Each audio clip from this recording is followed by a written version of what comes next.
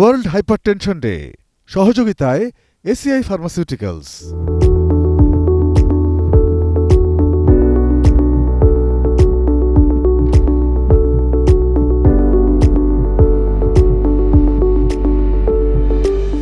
দর্শক আমন্ত্রণ এটিএন নিউজে। ওয়ার্ল্ড হাইপারটেনশন ডে উপলক্ষে এসিআই ফার্মাসিউটিক্যালসের সৌজন্যে এটিএন নিউজের 10 পর্বের বিশেষ ধারাবাহিক অনুষ্ঠানের আয়োজন করে। গত 9টি পর্বে এই অনুষ্ঠানে হাইপারটেনশনের নানা দিক আমরা আলোচনা করার চেষ্টা করেছি এবং আজ এই শেষ পর্বে আমরা চেষ্টা করব হাইপারটেনশন, ডায়াবেটিস এবং হরমোনের বিভিন্ন দিক তুলে ধরার জন্য, বিশেষ করে সেটি নারীদের ক্ষেত্রে কি হয়ে থাকে। আপনাদের সাথে আছি আমি ডাক্তার ফাতিহা শাফি। আর এই বিষয়ে কথা বলার জন্য আমাদের সাথে স্টুডিওতে একজন বিশেষজ্ঞ চিকিৎসক আছেন। আমাদের সাথে আছেন ডাক্তার ফারিয়া আফসানা, যিনি একজন বিশিষ্ট ডায়াবেটিস, থাইরয়েড ও হরমোন বিশেষজ্ঞ, বারডেম জেনারেল হাসপাতাল ও ইব্রাহিম মেডিকেল কলেজের হরমোন বিভাগের সহযোগী অধ্যাপক ও বিভাগীয় প্রধান। ম্যাডাম, আপনাকে স্বাগত জানাচ্ছি আমাদের আজকের এই আয়োজনে। ধন্যবাদ।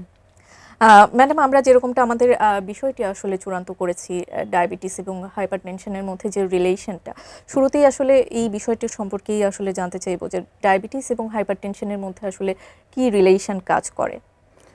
ধন্যবাদ, খুবই গুরুত্বপূর্ণ প্রশ্ন এবং আমরা অনেক সময়ই রোগীদের কাছ থেকেও এই প্রশ্নটা পেয়ে থাকি যে আমার যে ডায়াবেটিস আছে সেজন্যই কি প্রেশার হলো বা প্রেশার থাকার জন্যই কি ডায়াবেটিস হলো কিনা। বিভিন্ন সমীক্ষায় আসলে দেখা গেছে যে যাদের ডায়াবেটিস আছে তাদের মধ্যে উচ্চ রক্তচাপ বা হাইপারটেনশন হওয়ার ঝুঁকিটা বেশি। এখানে আমরা একটু যদি চিন্তা করি তাহলে দেখা যায় ডায়াবেটিস রোগীর আসলে আমরা ট্রিটমেন্টের টার্গেটই হচ্ছে যেন জটিলতাগুলো প্রতিরোধ করতে পারি। তো জটিলতাগুলির মধ্যে কিন্তু একটি বড় জটিলতা হচ্ছে রক্তনালী সংকুচিত হয়ে যাওয়া বা ন্যারো হয়ে যাওয়া, এবং এখানে যখন এই জটিলতাগুলো আসে তখনও কিন্তু উচ্চ রক্তচাপ হওয়ার সম্ভাবনা বেশি থাকে। সেক্ষেত্রে যার ডায়াবেটিসের জটিলতা আছে তার কিন্তু হাইপারটেনশন হওয়ার সম্ভাবনা থাকে। আবার কোনো কোনো ক্ষেত্রে, বিশেষ করে টাইপ 1 ডায়াবেটিস পেশেন্টদের ক্ষেত্রে আমরা এরকম ডায়াবেটিসের জটিলতা হিসাবে হাইপারটেনশন পেয়ে থাকি। আবার কোনো কোনো ক্ষেত্রে, বিশেষ করে বয়স্কদের যখন ডায়াবেটিস হয়, আমরা দেখি দুইটা রোগী পাশাপাশিই চলছে এবং দুইটার বেসিক কারণই কিন্তু এই রক্তনালীর সমস্যাগুলো।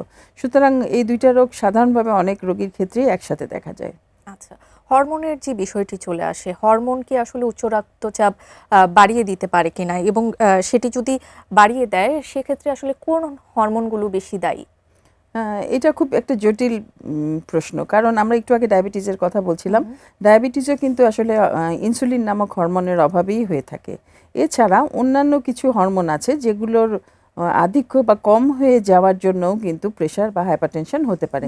তার মধ্যে একটি হরমোনের কথা বলবো যেটা হচ্ছে থাইরয়েড ডিজিজ বা থাইরয়েড হরমোন।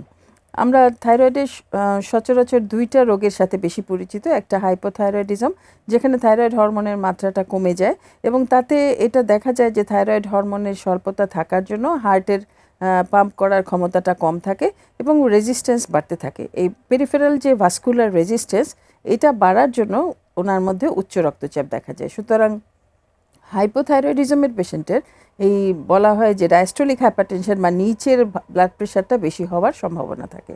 আবার অন্যদিকে হাইপার থাইরয়েডিজম বা থাইরয়েডের হরমোন অতিরিক্ত যাদের তৈরি হচ্ছে, তাদের হার্ট রেট বেশি থাকে, হার্টের পাম্পিং বেশি হতে থাকে, সেখানেও আমরা দেখতে পাই যে হাইপারটেনশন নিয়ে প্রেজেন্ট করে।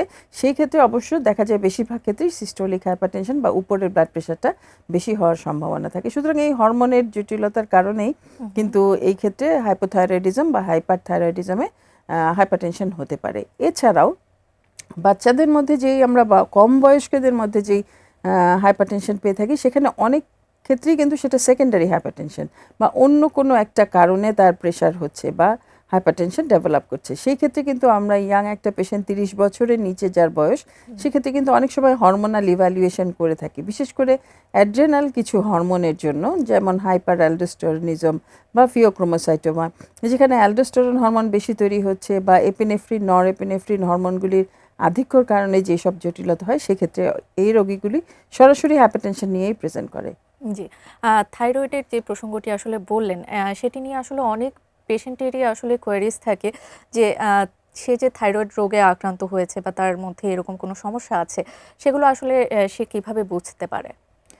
থাইরয়েডের কমনলি আমরা যেটা দেখি সেটা হাইপোথাইরয়েডিজম। হাইপোথাইরয়েডিজম মানে রক্তে থাইরয়েড হরমোনের অভাব, এবং এক্ষেত্রে আমরা বলি যে আসলে থাইরয়েড হরমোন তো শরীরের প্রত্যেকটা অঙ্গের বিভিন্ন ফাংশনকে সহায়তা করে। সেই ক্ষেত্রে শরীরের মেটাবলিক ফাংশন বিশেষ করে স্লো হয়ে যাওয়ার জন্য মানুষের শরীরে বিভিন্ন রকম সমস্যা নিয়ে আসতে পারে, যেমন ওজন বৃদ্ধি পাওয়া, শরীরে পানি জমা, হজম শক্তি কমে যাওয়া, চোখের দৃষ্টিশক্তি কমে যাওয়া, স্লোনেস বা কোল্ড ইনটলারেন্স, শীত শীত ভাব লাগা, জ্বর জ্বর ভাব লাগা, এগুলো কনস্টিপেশন, কোনো কোনো ক্ষেত্রে ইনফার্টিলিটি, মহিলারা বন্ধ্যাত্ব নিয়েও আসতে পারেন। সুতরাং এটা ভ্যারাইটি প্রেজেন্টেশন থাকতে পারে, কিন্তু অনেক সময় স্কিন বা চুলের প্রবলেম নিয়ে, চুল পড়ে যাচ্ছে, স্কিন ড্রাই হয়ে যাচ্ছে, এসব নিয়েও কিন্তু হাইপোথাইরয়েডিজম ধরা পড়তে পারে। আর অবশ্যই অনিয়ন্ত্রিত ব্লাড প্রেশার বা উচ্চ রক্তচাপ, এটাও কিন্তু অনেক সময় আমাদেরকে ক্লু দেয় তার থাইরয়েড ডিজিজ আছে কিনা। নারীদের হাইপারটেনশন আর পুরুষদের হাইপারটেনশন দুটি আসলে আলাদা কেন? হরমোনের ইনফ্লুয়েন্স অবশ্যই এক্ষেত্রে একটি বড় দিক, তবে অনেক ক্ষেত্রেই দেখা যায় কিছু কিছু এক্সটার্নাল ফ্যাক্টর, যে অনেক সময় উচ্চ রক্তচাপটা মহিলাদের ক্ষেত্রে আননোটিস থেকে যায়, উনি এটা সিমটমটাকে অনেক সময় খেয়ালই করছেন না, বা ব্লাড প্রেশার যে দেখা প্রয়োজন সেটা অনেক সময় করা হচ্ছে না। আর কিছু কিছু মহিলাদের ক্ষেত্রে বলবো যারা ওরাল কন্ট্রাসেপটিভ পিল খায় তাদের মধ্যে উচ্চ রক্তচাপ হওয়ার সম্ভাবনাও বেশি থাকে। এছাড়া মহিলাদের কিছু রোগ যেমন পলিসিস্টিক ওভারি, এটা শুধু মেয়েদেরই অসুখ, এতে যাদের আছে তাদের ক্ষেত্রে অনেক ইয়াং বয়সেও কিন্তু আমরা হাইপারটেনশন পেতে পারি। আর বিশেষ বিশেষ পরিস্থিতিতে যেমন মেনোপজের পরে দেখা যায় যে উচ্চ রক্তচাপ হওয়ারও একটা সম্ভাবনা থেকে যায়। যেরকমটা বলছিলেন যে মেনোপজের পরে উচ্চ রক্তচাপ হওয়ার সম্ভাবনা বেড়ে যায়, সেটি আসলে কেন? সেখানে মেনোপজের যে হরমোনাল চেঞ্জটা হয় সেটা হচ্ছে ইস্ট্রোজেন নামক হরমোনের ডেফিসিয়েন্সি হয়, এবং সেই ক্ষেত্রে ইস্ট্রোজেন নামক হরমোনের যেটা একটা প্রোটেক্টিভ ছিল, যে এখানে হচ্ছে হার্টকে প্রোটেক্ট করতো বা রক্তচাপকে স্বাভাবিকভাবে নিয়ন্ত্রণে কিছুটা ভূমিকা আছে, সেই হরমোনের যখন অভাব দেখা যায় মেনোপজের পরে, সেক্ষেত্রে রক্তনালীতে যে পরিবর্তনগুলি আসে তাতে কিছুটা উচ্চ রক্তচাপ হতে পারে। আর মেনোপজের যে সিমটম বলি বা লক্ষণগুলি আছে, যেমন হট ফ্লাশ বা মাথা গরম লাগা, অস্থিরতা লাগা, এগুলি কিন্তু কমন সিমটম শেয়ার করে হাইপারটেনশনের সাথে বা উচ্চ রক্তচাপের সাথে। সেই ক্ষেত্রে অনেক সময় আমরা সিমটমগুলি যদিও ওভারলুক করি, কিন্তু অ্যাংজাইটি, টেনশন এগুলির কারণেও কিন্তু এই পরিস্থিতিতে ব্লাড প্রেশার বাড়তে পারে। আমরা অনেক সময় দেখে থাকি যে প্রেগনেন্সির যে পিরিয়ডটা, সেই পিরিয়ডটার সময় অনেক নারীদের আসলে হাইপারটেনশন দেখা দেয়। এই সময়ে আসলে হাইপারটেনশন হওয়াটা ঠিক কতটা ঝুঁকিপূর্ণ বলে আপনি মনে করেন? অবশ্যই এই সময়ে রক্তচাপ বাড়া বা হাইপারটেনশন হওয়াটা খুবই ঝুঁকিপূর্ণ। এটা যে শুধু মায়ের জন্য রিস্ক তা না, বাচ্চার জন্যও কিছু কিছু জটিলতা নিয়ে প্রেজেন্ট করতে পারে। মায়ের যে সবচেয়ে বেশি যে ঝুঁকিটা সেটা হচ্ছে প্রি এক্লামশিয়া বা এক্লামশিয়া হয়ে যাওয়ার সম্ভাবনা থাকে, এবং সেই ক্ষেত্রে মিসক্যারেজ বা অ্যাবর্শন বা আইইউডি, ইন্ট্রাইউটেরাইন ডেথ বা ডেলিভারির সময় বিভিন্ন জটিলতা হতে পারে।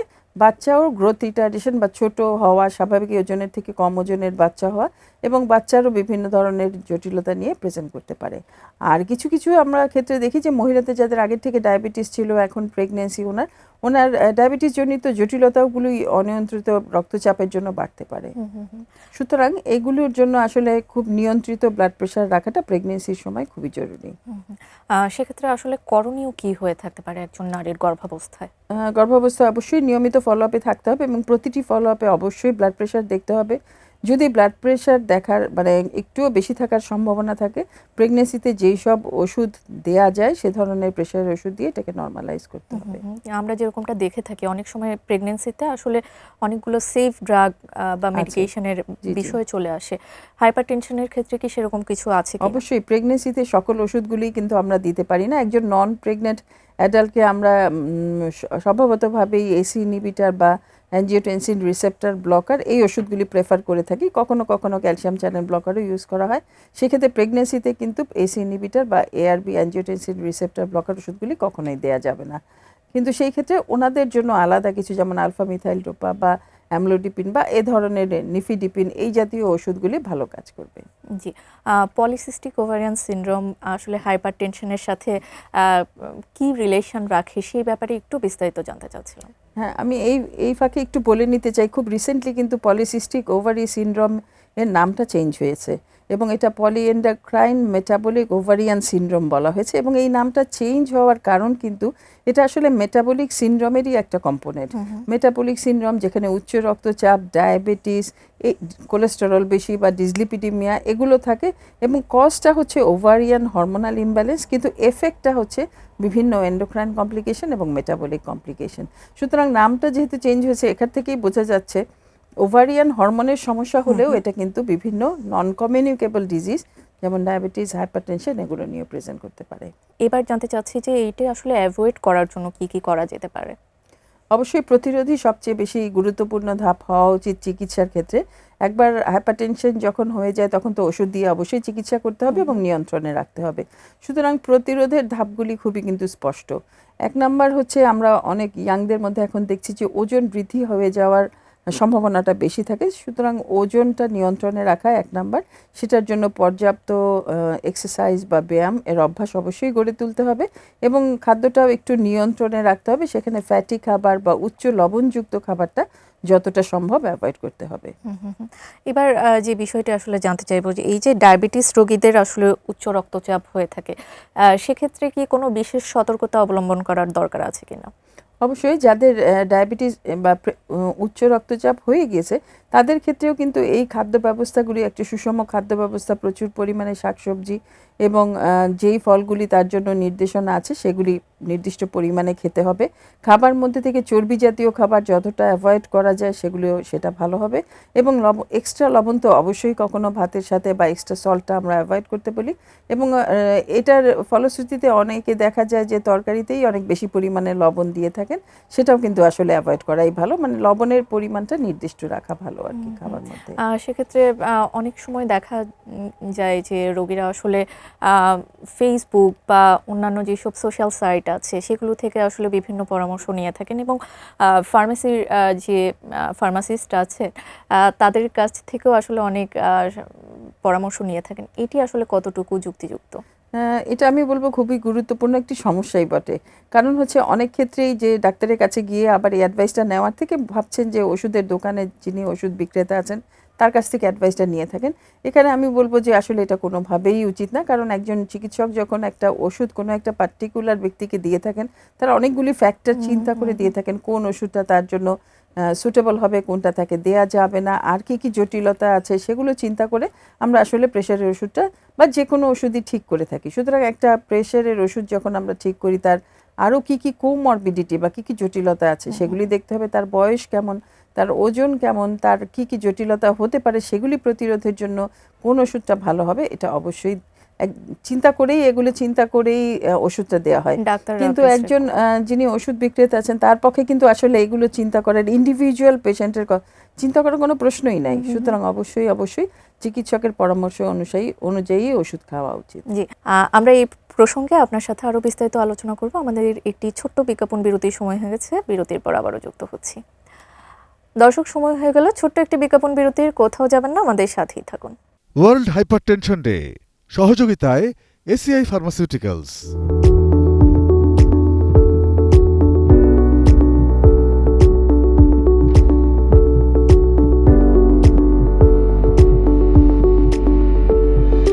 বিজ্ঞাপন বিরতির পর আবারও আমন্ত্রণ আমাদের আজকের এই আয়োজনে। আমরা কথা বলছিলাম ডায়াবেটিস, হাইপারটেনশন এবং হরমোনের যে সম্পর্ক সেটি নিয়ে, বিশেষত নারীদের ক্ষেত্রে আসলে সেই সম্পর্কটি কেমন হয়ে থাকে সেই বিষয়টি নিয়ে কথা বলছি। সাথে আছে একজন বিশেষজ্ঞ চিকিৎসক।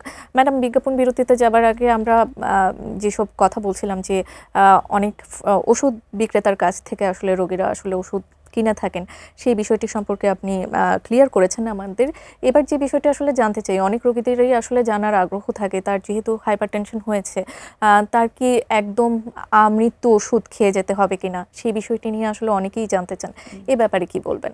আসলে অবস্থার প্রেক্ষিতে এটা ডিপেন্ড করবে যে আসলে কোন সিচুয়েশনে প্রেশারের ওষুধটা দেওয়া হলো এবং তারপরেও ফলো আপে থাকতে হবে এবং প্রেশারটা স্বাভাবিক রাখতে হবে, যেটা অনেক সময় রোগীদের ক্ষেত্রে ভুল হয়ে থাকে যে ওষুধ খাওয়া অবস্থায় যখন ব্লাড প্রেশারটা স্বাভাবিক চলে আসে তখন তারা ওষুধটা ছেড়ে দেন, মনে করেন যে ব্লাড হাইপারটেনশন তো ভালো হয়ে গেল। কিন্তু একটু যদি চিন্তা করি আমরা বা রোগীদের উদ্দেশ্যে বলবো যে এটা ওষুধ খাওয়ার পরেই তো ব্লাড প্রেশারটা নর্মালে এসেছে, সুতরাং ওষুধটা ছেড়ে দিলেই কিন্তু আবারও ব্লাড প্রেশার বেড়ে যাওয়ার সম্ভাবনা থাকে।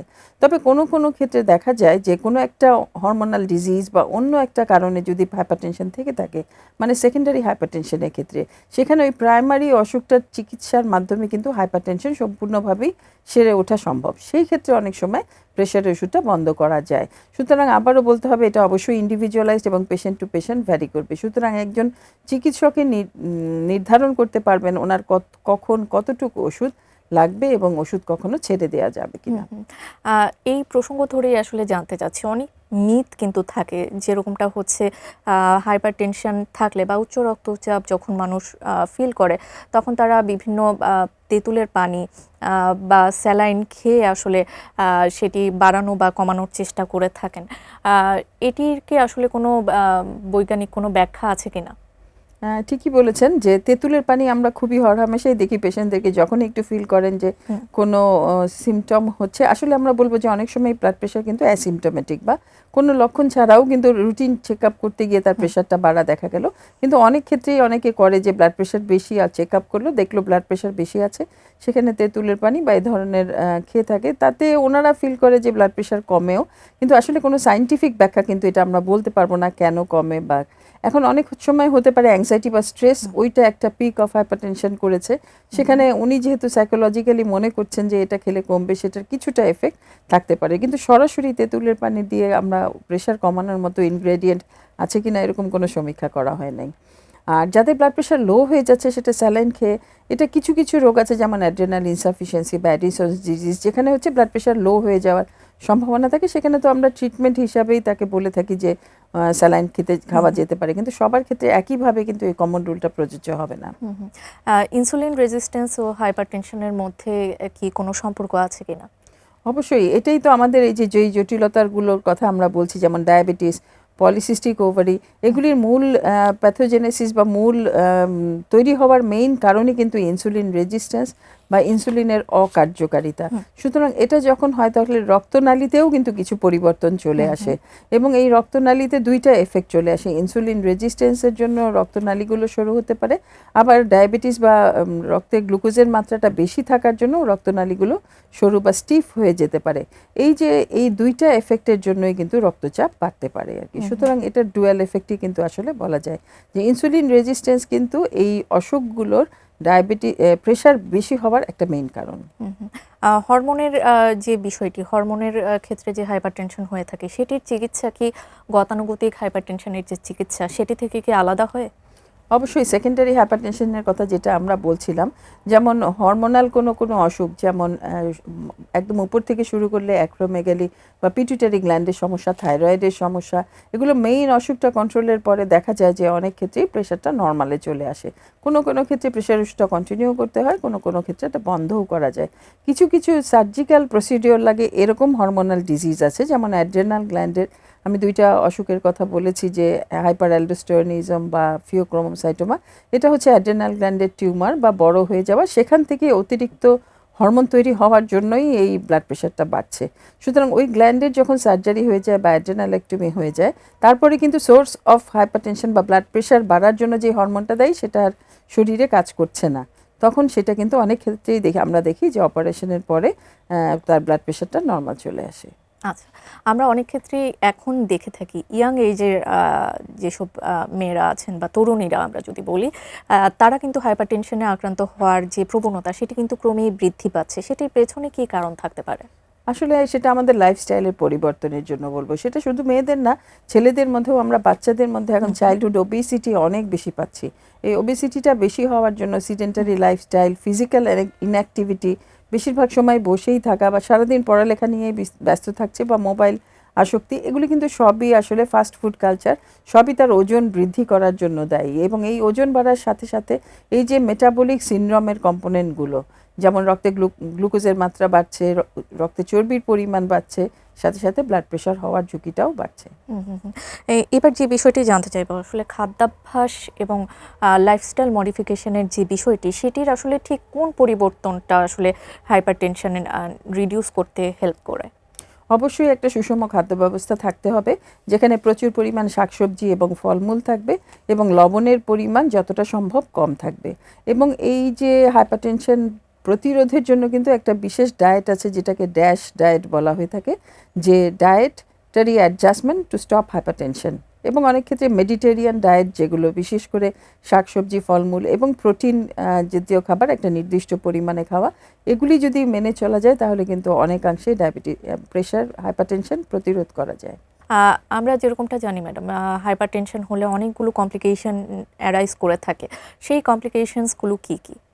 হাইপারটেনশনে ঠিক একই রকমভাবে যেভাবে ডায়াবেটিসের জটিলতাগুলো হয় সেরকমভাবেই আমরা চোখের কথা বলতে পারি। চোখ দিয়ে শুরু করি যদি, হাইপারটেনশনে চোখের রক্তনালীর মধ্যেও কিছু পরিবর্তন আসে এবং সেটাকে হাইপারটেনসিভ রেটিনোপ্যাথি বলা হয়ে থাকে। সেখানে কিন্তু একেবারেই চোখের রক্তক্ষরণ থেকে চোখের ভিশন চলে যাওয়া সবই কিন্তু কমপ্লিকেশন জটিলতাগুলো হতে পারে এবং রক্তচাপ সুনিয়ন্ত্রিত রেখে কিন্তু এটা প্রতিরোধ করা যেতে পারে। এবং অবশ্যই এই হাইপারটেনশন যাদের আছে তাদের নিয়মিত চোখ পরীক্ষা এই জন্যই করা উচিত।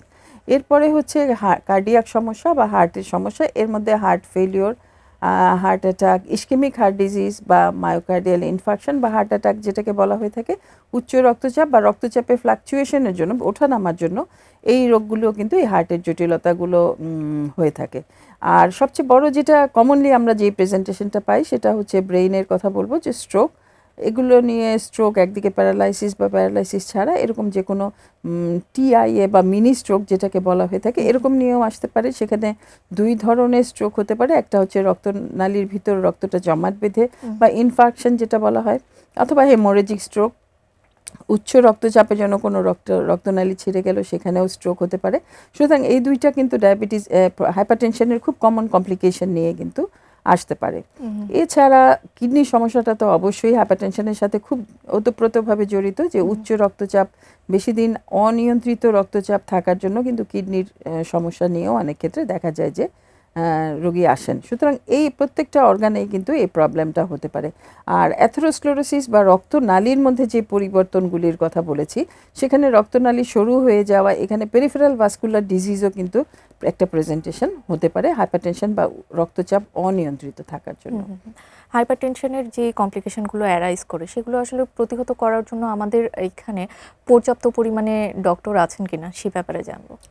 অবশ্যই আমি বলবো যে যা ডাক্তার আছেন তাদের প্রত্যেকটা নিয়মিত ফলো আপে, একটা পেশেন্ট যে কোনো চিকিৎসকের কাছে যে কোনো জটিলতা নিয়ে গেলেও প্রথমে কিন্তু আমাদের এই ব্লাড প্রেশার মেজারমেন্টটা একটা নিয়মিত এক্সামিনেশনের মধ্যে থাকে। সেটা জরুরি বিভাগ থেকে শুরু হোক বা একজন ডাক্তারের কাছে চেম্বারে তার কাছে ভিজিটে গিয়েছে, এই রক্তচাপ নিয়মিত পর্যবেক্ষণ করা বা পরীক্ষা করা কিন্তু একটা ইম্পর্টেন্ট ফাংশন বা ইম্পর্টেন্ট স্টেপ যে একজন রোগীকে পরীক্ষা করার জন্য। সুতরাং চিকিৎসক যখনই একজন রোগীকে পরীক্ষা করেন তো অবশ্যই তার রক্তচাপটা দেখা উচিত। এই যে আমরা দেখে থাকি যে ওয়ার্ল্ড হাইপারটেনশন ডে প্রতি বছরই আসলে পালন করা হয়ে থাকে, সেটির পেছনে আসলে কি উদ্দেশ্য আছে? অবশ্যই বলবো সচেতনতা বাড়ানো, যে উচ্চ রক্তচাপ সম্বন্ধে সচেতন হওয়া। অনেক ক্ষেত্রেই এটা কোনো সিমটম না নিয়ে আসতে পারে, আবার অনেক ক্ষেত্রে কিছু কিছু সিমটম বা জটিলতাগুলোও কিন্তু নিয়ে আসতে পারে। সুতরাং যদি আমরা এই জটিলতাগুলো প্রতিরোধ করতে চাই অবশ্যই হাইপারটেনশন সম্বন্ধে অ্যাওয়ারনেস বাড়াতে হবে। সেই অ্যাওয়ারনেসটা যেমন সাধারণ জনগণের জন্য, যে সুষম খাদ্য ব্যবস্থা নিয়ম মেনে চলা, ওজন নিয়ন্ত্রণে রাখা, ডায়াবেটিস প্রতিরোধের মতো করে উচ্চ রক্তচাপ প্রতিরোধ করা, নিয়মিত ফিজিক্যাল অ্যাক্টিভিটি বা এক্সারসাইজ করা। আবার সেই অ্যাওয়ারনেসটা কিন্তু চিকিৎসকদের মধ্যেও, যে একজন রোগী যখন আমরা পরীক্ষা করছি তার অবশ্যই প্রতি ফলো আপে ব্লাড প্রেশারটা দেখা উচিত। সুতরাং এই অ্যাওয়ারনেসগুলি বাড়ানোর জন্যই কিন্তু ওয়ার্ল্ড হাইপারটেনশন ডে পালিত হয় এবং বিভিন্ন প্রোগ্রামের মাধ্যমে, যেমন বারডেমেও আমাদের হাইপারটেনশন ডে উপলক্ষে সারাদিন blood pressure screening, free blood pressure camp বা স্ক্রিনিং এগুলো করা হয়েছে। এই অ্যাওয়ারনেসের মধ্যে দিয়ে কিন্তু মানুষের মধ্যেও সচেতনতা বেড়ে ওঠে। আমরা একবারে শেষ পর্যায়ে চলে এসেছি, আপনার রোগীদের উদ্দেশ্যে বা দর্শকদের উদ্দেশ্যে কিছু বলতে চান যদি একটু বলতে চাই দর্শকদের উদ্দেশ্যে বলবো, হাইপারটেনশন বা উচ্চ রক্তচাপে ভয়ের কিছু নাই। রক্তচাপ নিয়মিত মাপা এবং রক্তচাপ নিয়ন্ত্রণে রাখাই হচ্ছে উচ্চ রক্তচাপ জনিত জটিলতাগুলো প্রতিরোধের প্রধান উপায়। সুতরাং রক্তচাপ নিয়মিত মাপা দরকার। ডাক্তারের পরামর্শ অনুযায়ী অবশ্যই যদি রক্তচাপের জন্য ওষুধ প্রয়োজন হয় সেটা নিয়মিত খাওয়া দরকার এবং ফলো আপটা প্রয়োজন। ডাক্তার ফারিয়া আফসানা ম্যাম, আপনাকে অসংখ্য ধন্যবাদ। আপনার অত্যন্ত গুরুত্বপূর্ণ সময় আমাদেরকে দিয়েছেন এবং আপনার গুরুত্বপূর্ণ আলোচনার জন্য আবারও আপনাকে ধন্যবাদ জ্ঞাপন করছি। ধন্যবাদ আপনাকে, ধন্যবাদ এটিএন নিউজকে। দর্শক, আপনাদেরও অসংখ্য ধন্যবাদ আমাদের সাথে এতক্ষণ যুক্ত থাকার জন্য। এসিআই ফার্মাসিউটিক্যালসের সৌজন্যে ওয়ার্ল্ড হাইপারটেনশন ডে উপলক্ষে এটিএন নিউজের এই 10টি পর্বে আমরা চেষ্টা করেছি হাইপারটেনশনের নানা দিক তুলে ধরার জন্য। আশা করছি এই আয়োজন আপনাদের স্বাস্থ্য খাতে গুরুত্বপূর্ণ ভূমিকা পালন করবে। আপনাদের জন্য অনেক অনেক শুভকামনা জানিয়ে আজকের মতো এখানেই শেষ করছি। সবাই নিয়মিত রক্তচাপ মাপুন এবং সুস্থ থাকুন। এটিএন নিউজ সবসময় আপনাদের পাশেই আছে।